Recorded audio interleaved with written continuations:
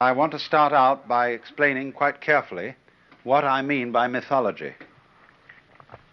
The word is very largely used today to mean fantasy, or something that is definitely not fact. And it's used, therefore, in a pejorative or put-down sense, so that when you call something a mythology or a myth, it means you don't think much of it. But the word is used by philosophers and scholars in quite another sense, where to speak in the language of myth is to speak in images rather than to speak in what you might call plain language, or the language of fact, descriptive language.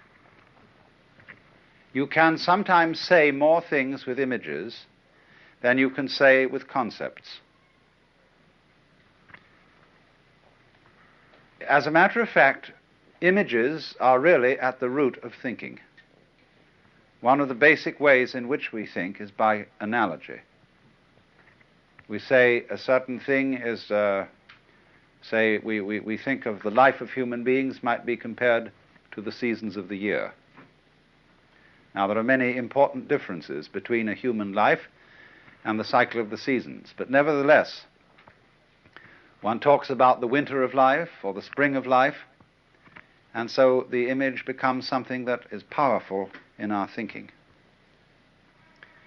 Furthermore, when we try to think philosophically and think in abstract concepts about the nature of the universe, we often do some very weird things. You see, it's considered nowadays naive to think of God as an old gentleman with a long white beard who sits on a golden throne and is surrounded with winged angels. And we say now no sensible person could possibly believe that God is just like that. Therefore, if you get more sophisticated, you believe that God is, say, if you follow St. Thomas Aquinas, you think of God as necessary being. Or if you think with Buddhists, you think of God as the undifferentiated void, or as the infinite essence. But actually, however rarefied those concepts sound, they are just as anthropomorphic, that is to say, just as human and in the form of the human mind as the picture of God as the old gentleman with the white beard, or de Lord in green pastures wearing a top hat and smoking a cigar. Because all ideas about the world, whether they be religious, philosophical, or scientific, are translations of the physical world and of worlds beyond the physical into the terms and shapes of the human mind. So there is no such thing as a non-anthropomorphic idea. The advantage of de Lord in talking about these things is that nobody takes it quite seriously. Whereas the undifferentiated aesthetic continuum could be taken seriously. And that would be a great mistake. Because you would think you understood what the ultimate reality is. So I'm going to use very largely naive mythological terms to discuss these matters.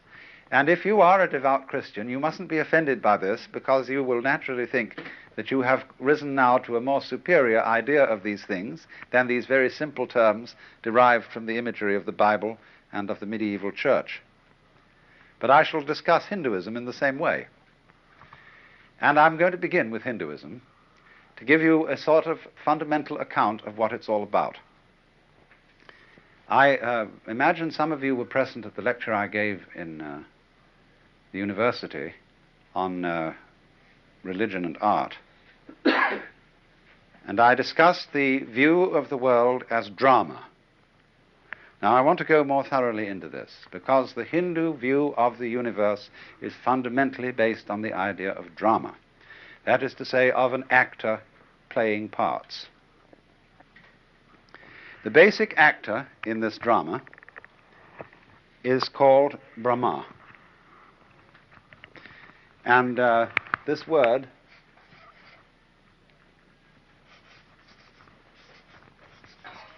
comes from the Sanskrit root br, which means to swell or expand. And the Hindu idea of Brahma, the supreme being, is linked with the idea of the self. In you, deep down, you feel that there is what you call I. And this word, when you say I am, that in Sanskrit is aham, A-H-A-M. And everybody, when asked what his name is, replies, I am I. I am I myself.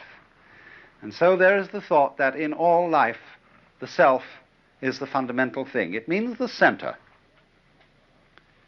And so the Brahma is looked upon as the self and center of the whole universe. And the idea fundamentally is that there is only one self. And each one of us is that self.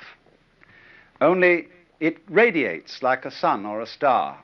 And just as the sun has innumerable rays, or just as you can focus the whole sun through a magnifying glass and concentrate it on one point, or as an octopus has many tentacles, or as a sow has many tits, so in this way, Brahma is wearing all faces that exist, and they are all the masks of Brahma. Not only human faces, but animal faces, insect faces, vegetable faces, and mineral faces. Everything that there is the Supreme Self playing at being that.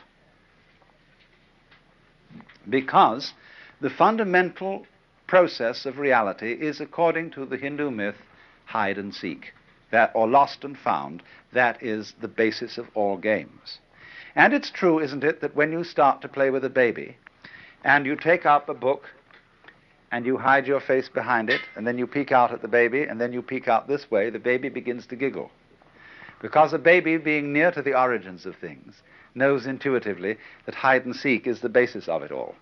And children like to they sit in a high chair, or they have something on the tray, and make it gone. And then somebody picks it up and puts it back, and they make it gone again, you see? Now then, that's a very sensible arrangement. It is called, in Sanskrit, it is called Leela. And that means sport or play, but the play is hide and seek. Now, let's go a little bit into the nature of hide and seek, because don't let me insult your intelligence by telling you some of the most elementary things that exist. Really, everything is a question of appearing and disappearing. For example, if I sit next to a beautiful girl and I put my hand on her knee and leave it there, after a while she'll cease to notice it. But if I gently pat her on the knee, because now I'm there and now I'm not, it will be more noticeable. So all reality is a matter of coming and going. It is vibration. It is the waves of positive and negative electricity. It's up and down.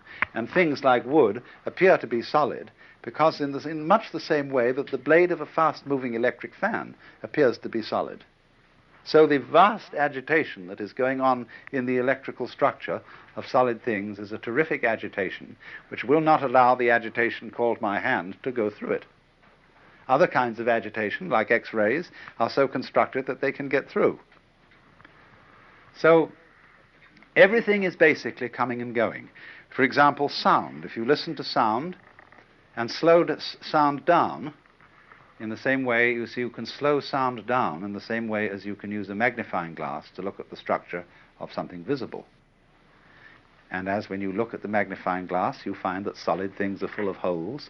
So when you magnify sound, you find it's full of silences. Sound is sound hyphen silence. There is no such thing as pure sound, just as there is no such thing as pure something. Something always goes together with nothing. Solids are always found in spaces, and no spaces are found except where there are solids.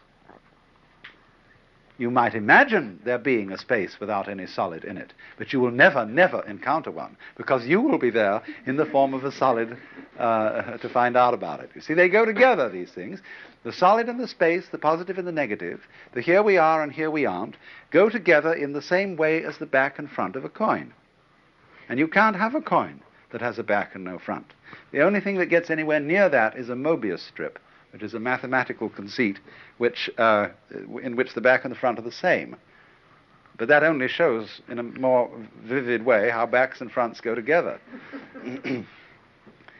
Now, so the whole thing is based on that, you see. Now, once we've got this game, that there are two different things, but they're really the same. See, the Brahma is what is basic. But the Brahma manifests itself in what are called the Dvandva, and that means the pairs of opposites. Duality. Dva, you see, is the Sanskrit word for two, which becomes duo in Latin and dual in English. Two is the basis. You can't go behind two, because one has an opposite. The opposite of one is none. Now, what is in common between one and none? No one can say. Shh. You can't mention it. It's called Brahma. It's sometimes called Om, O-M. But you can't really think of what is in common between black and white. There is obviously a conspiracy between black and white, because they're always found together. Tweedledum and Tweedledee agreed to have a battle. See, there's always an agreement underlying this difference. But that is what we call implicit. The difference is explicit. So the first step in what you might call the hide phase of the game of hide and seek is to lose sight of the implicit unity between black and white, between yes and no, between existence and non-existence. And that losing sight of the fundamental unity is called Maya. Maya, a word that means many things, but primarily it means creative power or magic, and also illusion. The illusion that the opposites are really separate from each other. And once you could think that they are really separated from each other, you can have a very thrilling game. The game is, oh dear, black might win. Or, we must be quite sure that white wins. Now, which one ought to win? Sometimes when you look at this, you would say, or this, the reality here is the writing. That is what is significant. And yet, there are many patterns that one can have when you're undecided in your mind as to what is the figure and what is the background. It could be a black design on a white sheet, or it could be a white design on a black sheet. And the universe is very much like that. Space, or the background of things, isn't nothing. But people tend to be deceived about this. If I draw that, most people, when asked what I have drawn, will say that I have drawn a circle, or a disc, or a ball. Very few people will ever suggest that I've drawn a hole in a wall. Because people think inside first, rather than thinking out here. But actually, the two sides go together. You can't have what's in here unless you have what's out there. So all artists, all architects, all people concerned with the organization of space think quite as much about the background behind things and containing things as they do about the things so contained. It's all significant and it's all important. But the game is, let's pretend that this doesn't exist. So that's the pretending, oh, black might win, or oh, white might win. And so you see that is the foundation of all the great games that human beings play, of checkers, of chess, and of the simple children's games of hide and seek. And it's, of course, you see, the tradition of chess that white gets the first move because black is the side of the devil. So all complications and all possibilities of life lie in this game of black and white, of you can put it in another way. In the beginning of the game, when the two pairs are divided, that is to dismember, to cut, to separate. In the end of the game, when everything comes together, they are remembered. To dismember is to hide or to lose. To dismember is to seek and to find. To remember is to seek and to find. And so the Hindu mythology is this, that the Brahma plays this game through periods of time called a kalpa, and every kalpa is 4,320,000 years long.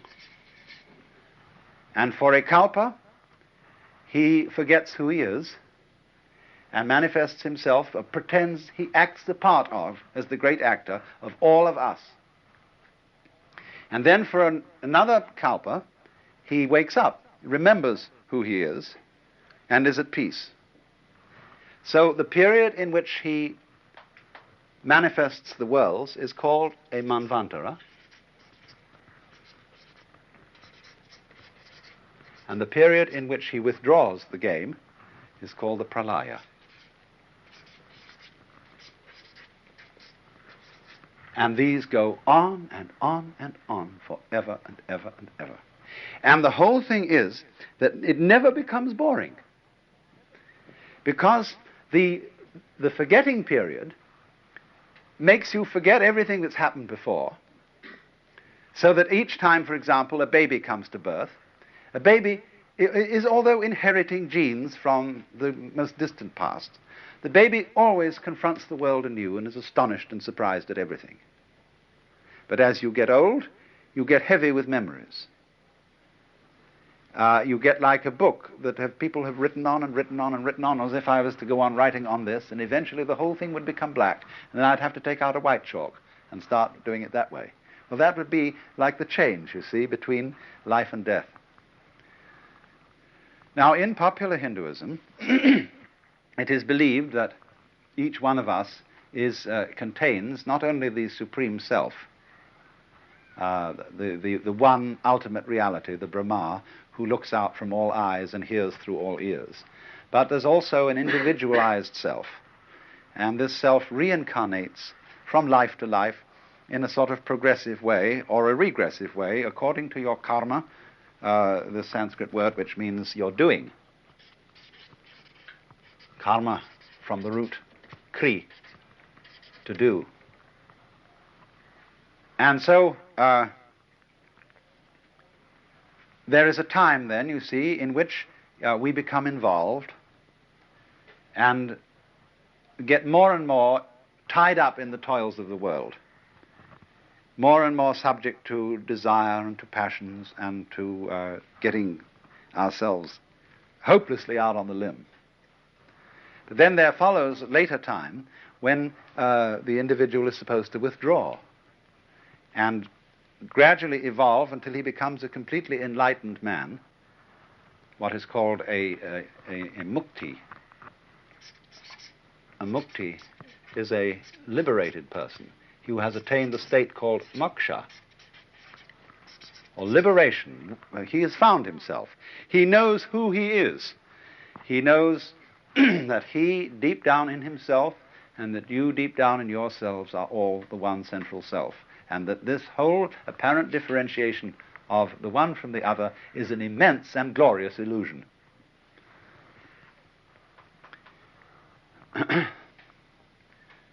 Now, you see, I said at the beginning that this is a dramatic idea.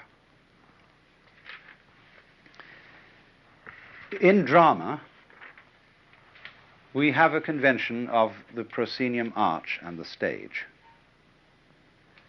And we have a convention of on-scene and off-scene. There is the curtain or backdrop in front of which the actors appear, and behind that there's a dressing room called the green room. And in the green room they put on and take off their masks. And in Latin, the word for the masks worn by the players in classical drama was persona.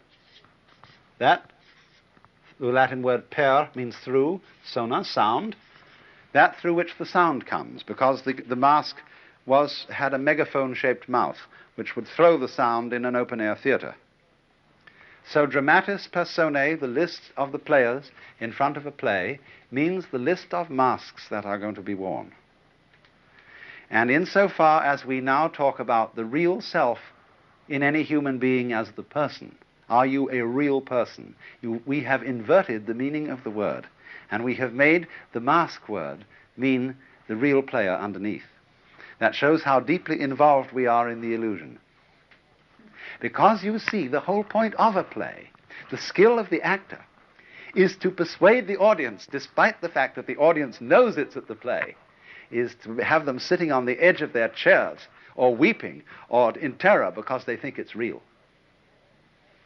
And so, of course, the Hindu idea is that the greatest of all players, the master player behind the whole shebang, who's putting on the big act called existence, is so good an actor that he takes himself in. He is at once the actor and the audience, and he is enchanted by his playing. So the word maya, illusion, also means to be enchanted. You know what to be enchanted is to be listening to a chant and to be completely involved in it. Or he is amazed. What is to be amazed? It is to be caught in a maze. Or spellbound. How do you get spellbound? What do you spell? You spell words. And so by the ideas we have about the world, and through our belief in the reality of different things and events, we get completely carried away and altogether forget who we are. There is a story about a great sage, Narada, who came to Vishnu. Vishnu is one of the aspects of the Godhead, Brahma. Brahma is usually the word given to the creator aspect, Vishnu to the preserving aspect, and Shiva to the destructive aspect. But when the Narada came to Vishnu and said, "What is the secret of your Maya?" Vishnu took him and threw him into a pool.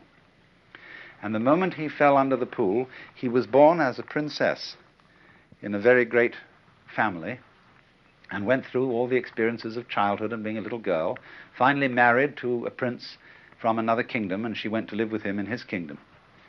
And they were in tremendous prosperity and palaces and peacocks and all that kind of thing. Then suddenly there was a war, and their kingdom was attacked and utterly destroyed, and the prince himself was killed in battle, and so he was cremated, and she, as a dutiful wife, was about to throw herself weeping on the funeral pyre and burn herself in an act of sati, or self-sacrifice, when suddenly Narada woke to find himself being pulled out of the pool by his hair, and Vishnu said, "For whom were you weeping?" So that idea of the whole world being a magical illusion, but done so skillfully, by whom? By you, basically. Not you, the empirical ego. Not you who is just a kind of focus of conscious attention with memories that are strung together into what you call my everyday self.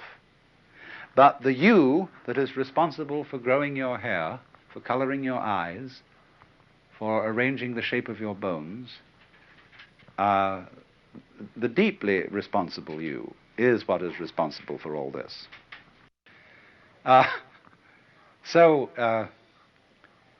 Then this in sum then is this Hindu dramatic idea of the cosmos as an endless hide-and-seek game. Now you see it, now you don't. And so it's saying to everybody, really, of course you worry, and you're afraid of disease and death and pain and all that sort of thing, of course. But it's all an illusion. There's nothing to be afraid of. And you think, well, but my goodness, supposing when I die there just won't be anything. Be like going to sleep and never waking up. You think, isn't that awful? I mean, that's just terrible. Nothing forever. That doesn't matter. When you go into that period called death or forgetting, that's just so that you won't remember. Because if you did always remember, it'd be a bore. But you are wiser than you know because you arranged to forget. You arranged to die and keep going in and out of the light. But underneath, at the basis of all this, between black and white, between life and death, is something unmentionable. That's the really you. That's the secret. And you don't give the show away. See? All of you are now privy to a secret. You're initiates, you see. You know this little thing, but you may not have experienced it. But you know about it. But you mustn't give the show away. Don't run out in the street suddenly and say to everybody, I'm God, see? Because they won't understand you.